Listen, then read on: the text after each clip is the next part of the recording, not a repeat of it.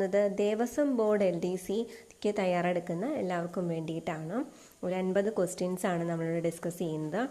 മഹാഭാരതത്തെ ആസ്പദമാക്കി MT എഴുതിയ novel ഏതാണ്? മഹാഭാരതത്തെ ആസ്പദമാക്കി MT എഴുതിയ നോവലാണ് രണ്ടാമൂഴം.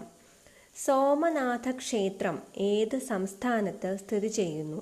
സോമനാഥ ക്ഷേത്രം ഏത് സംസ്ഥാനത്ത് സ്ഥിതി ചെയ്യുന്നു? ഗുജറാത്ത്.